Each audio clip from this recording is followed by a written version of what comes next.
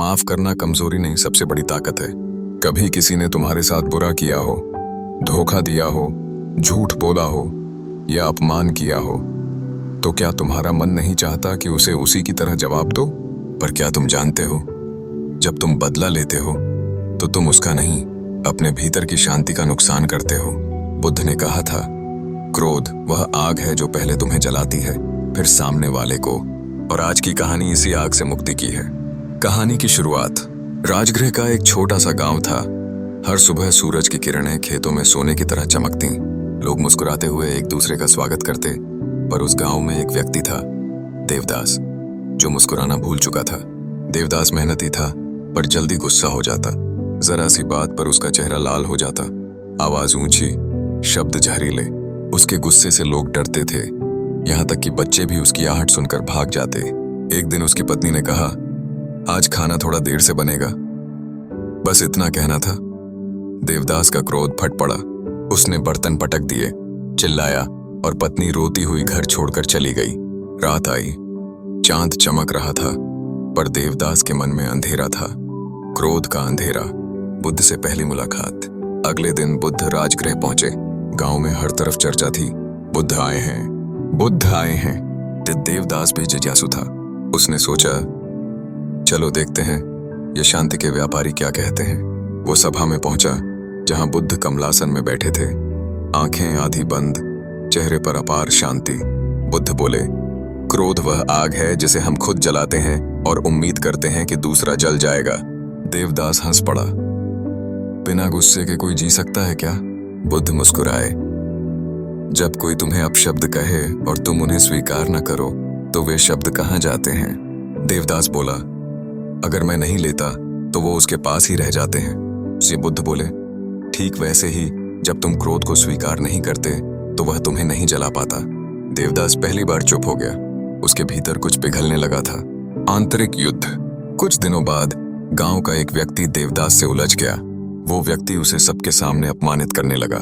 पहले जैसा गुस्सा उठा, चेहरा लाल, सांसें भारी, हाथ कांपने लगे। पर उसी पल बुद्ध की आवाज उसके मन में गूंजी, क्रोध उस जहर की तरह है जिसे तुम खुद पीते हो। देवदास ने गहरी सांस ली। उसने कुछ नहीं कहा, बस चुपचाप चला गया। लोग हैरान थे।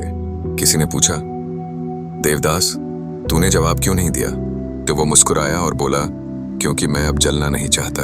उस दिन उसके भीतर पहली बार शांति उतरी थी, जैसे बरसों से सुलगती आग पर किसी ने ठंडा जल डाल दिया हो। बुद्ध के पास वापसी। देवदास फिर बुद्ध के पास गया। उसकी आंखों में आंसू थे। गुरुजी, उसने कहा, मैंने देखा कि जब मैंने गुस्से को छोड़ा तो भीतर हल्कापन आया। मुझे लगा जैसे कोई बोझ उतर गया हो।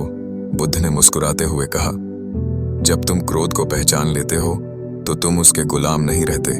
क्षमा वही करता है जो मुक्त होता है। देवदास बोला, लेकिन गुरुजी, अगर कोई हमें बार बार दुख दे तो क्या उसे भी माफ करना चाहिए? बुद्ध बोले, क्षमा का अर्थ यह नहीं कि तुम उसके कर्म को सही ठहराओ। क्षमा का अर्थ है तुम अपने मन को उस जहर से बचाओ जो किसी और ने तुम्हारे भीतर डाला था। ज्ञान का क्षण। बुद्ध ने एक बार एक पत्थर हाथ में लिया और कहा, यदि मैं इस पत्थर को पकड़कर रखूं तो दर्द होगा, अगर छोड़ दूं तो शांति होगी। अब सोचो, तुम्हारा गुस्सा भी यही पत्थर है। वो बुद्ध के चरणों में झुक गया। अब वह वही व्यक्ति नहीं रहा। उसने घर जाकर पत्नी से क्षमा मांगी, लोगों से माफी मांगी जिनसे उसने अपमान किया था। धीरे धीरे उसका चेहरा फिर से शांत हो गया, जैसे नदी जो लंबे सूखे के बाद फिर बहने लगी हो। अंतिम शिक्षा। बुद्ध ने कहा, क्रोध बुझाने के लिए पानी नहीं, समझ और करुणा चाहिए। जो माफ करता है वही सच्चा योद्धा है, क्योंकि उसने अपने मन पर जीत पाई है। माफ करना कमजोरी नहीं, यह आत्मा की सबसे बड़ी ताकत है। जो माफ करता है वो खुद को आजाद करता है। संक्षेप में बुद्ध का सूत्र, क्रोध उस जहर की तरह है जिसे तुम खुद पीते हो और उम्मीद करते हो कि दूसरा मरेगा। क्षमा वह जल है जो उस जहर को धो देता है।